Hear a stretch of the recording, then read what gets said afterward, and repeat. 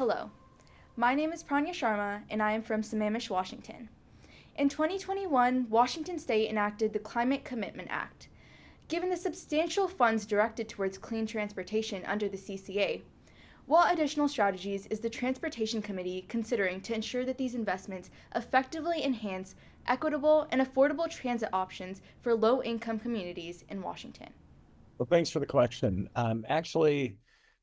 Through a bill that I did back in 2029, we started on this journey to address clean transportation, EV infrastructure, EV incentives, and also in grants to transit agencies for electrification of their fleet. We've continued that work, and in the 2021 CCA, we provided base funding for transit agencies across the state to ensure that they were able to provide the services that are necessary. And you probably have heard about the program Youth Ride Free. That is an element of what we did in the 2021 CCA funds that were available to us. We've always been, in our transportation planning, we've always had funding with what we call special needs transportation. And special needs transportation is work that goes to transit agencies and to other transportation providers so that people who don't have the means and the transit system isn't that workable for them, they have a means to be able to get to their medical appointments in particular, but other appointments that they have in order to carry on their daily life.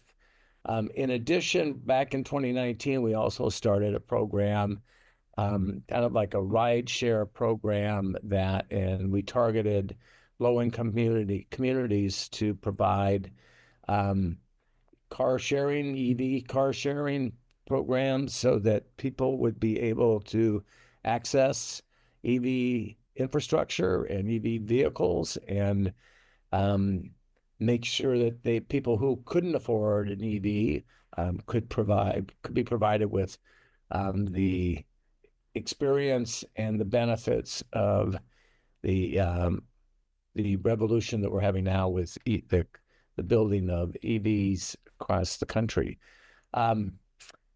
There's actually a lot to be said about the importance of this for low-income communities.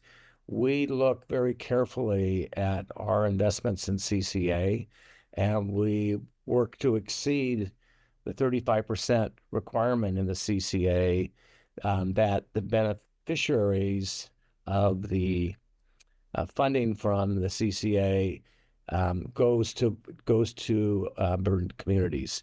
A lot more I could say, but I think probably time to move on to the next question. Great.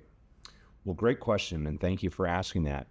The Climate Commitment Act is a huge piece of the Washington State transportation budget, and the nexus with the dollars that are raised from that have to have a carbon nexus at this point in time per legislation. Most of those dollars are invested into transit, into what we call active transportation, bike and pedestrian, and many other things that have to do with electrification and decarbonization. One of the things that we want to make sure is from your perspective on the equitable aspect in our rural communities, we have what's called the rural grant program and the regional grant program to make sure that those dollars can have a broader reach throughout the state of Washington, to make sure that a lot of communities, what we like to say underserved communities, or communities that traditionally may not be able to participate at the level of, say, some of the larger communities in the Puget Sound region, will have access to those resources to do the same things, to incorporate new technologies, new electrification programs, new equipment, to try to utilize these dollars to keep up with the commitment to a cleaner climate, but also making sure that the dollars are used in the best possible way.